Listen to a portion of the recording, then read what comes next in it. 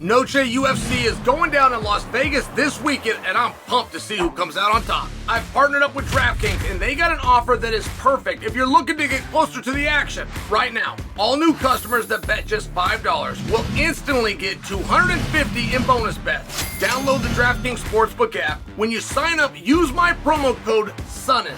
DraftKings, the crown is yours. That's $250 in bonus bets instantly after betting just $5. Staying on the action and use your $250 in bonus bets on DraftKings same-game parlays for a shot at an even bigger payout. If sports betting is not yet available in your state, don't worry. You can still join in on all the fun at DraftKings with daily fantasy and have a shot at all the prizes. Download the DraftKings Sportsbook app right now. New customers, use my promo code SONNEN. Bet just $5 and get $250 in bonus bets instantly. That's promo code SONNEN only at DraftKings Sportsbook. Alex Grasso taking on Valentina Shevchenko the third time. Official prediction. Guys, I'm going with Grasso. I got to tell you something, though.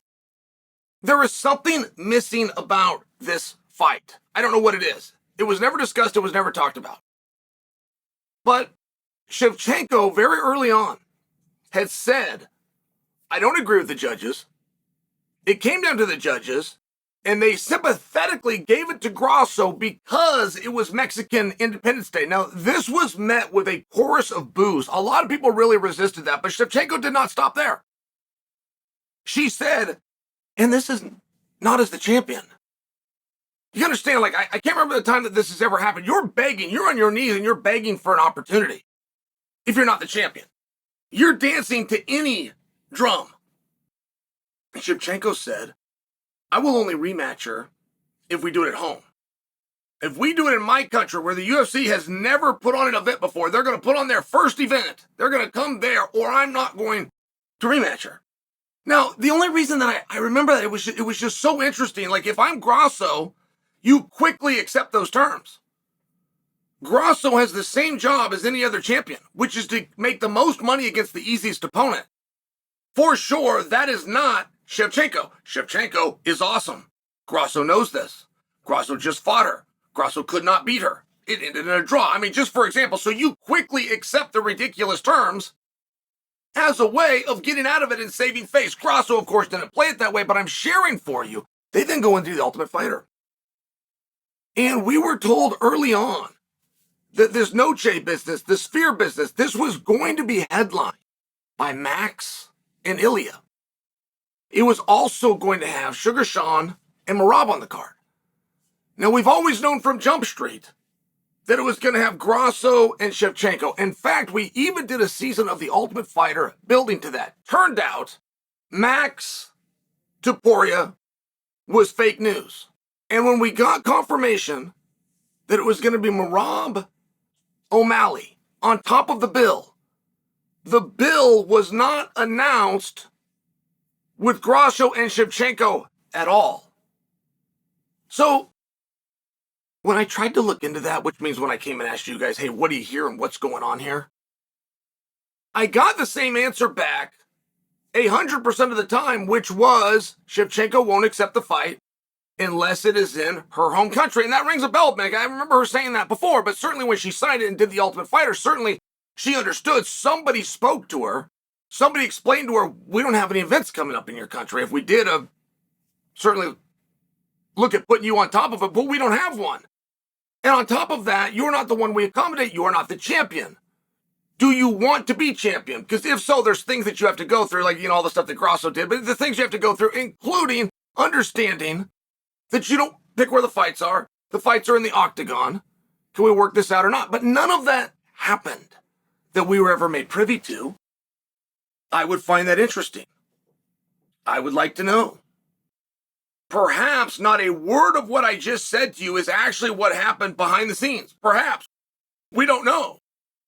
But I can confirm for you the order of events. We all saw that play out. We all remember when it was Max and Topuria at the top of the bill. This was even reported by the media. When it became Sean and Merab, it was still missing. I'm talking about the bout order and the card. It was still missing Grasso-Shevchenko. That one got put together after we heard rumors that it was going to go to Salt Lake. It was one of these situations where, what was the delay here? I just personally would like to know.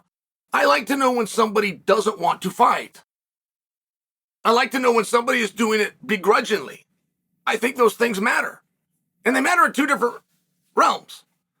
Like if you've got to overcome something, if you have a mental block against something and you overcome it, I find that inspirational. I would love to tell your story. I would love to come out and say how hard this was to do, how difficult it was, how unjust or unfair this was thought to be, but she did it anyway. And whether she wins that match or doesn't, I would give her credit for overcoming that. It's just a piece of the story that has been completely left out. And I'm not misremembering that when the rumors of the card came out, it did not involve them. I'm not misremembering that once upon a time, it absolutely involved them to the point that many people even said it was going to be the main event. So it was there, it wasn't fair, and then it resurfaced again. And I'm trying to fill in that gap. Shevchenko is one of the great competitors and one of the most skilled fighters ever in this sport. Any way that you want to do it. She competes, she brings her skills, she's ornery. When the going gets tough, she bears down. But there are fighters that have other fighters' numbers. Even if you look at them and think, the better one isn't winning. Kamaru Usman, Leon Edwards, if you saw that 5 more times, it's likely to go the same way. But you could probably find a common opponent that Kamaru could beat and Leon couldn't. It's just one of these things. Interesting example, it's one of these things that when we're telling the story of this fight, I would like to hear it. I would like to know what it is. Above everything else, as we're building Grasso-Shevchenko, I would like it personally if we can get a promise that we're not going to see it again. You got to win for Grasso, you got to draw between them. Okay, great. I mean, there's a couple of ways to look at that. One of them is that it's won and a draw, and we got to finish the unsettled business on a draw. That's one of them. The other side is the Bullets had a scheduled 10 rounds and couldn't get a win. And if I was Team Grasso, that's the story I would have been telling. I would have been coming out and pushing that. I would have built for somebody else. I would have looked in a different direction. But now if the Bullet grabs the belt, I can't imagine we go back and grab Grasso and redo this thing again. But if we're looking at it on paper and we're talking about what's right and just and fair, that would be the obvious direction you would turn. So I'm very curious. I'm very curious what happened with these ladies. I'm very curious how defiant the Bullet was in trying to get this to home territory. I'm curious if the Bullet genuinely feels her back is up against it and she cannot get a fair adjudication should this go to the judges. I wouldn't call it sour grapes. I wouldn't call it bad sportsmanship. She knew she was going to be booed when she said that.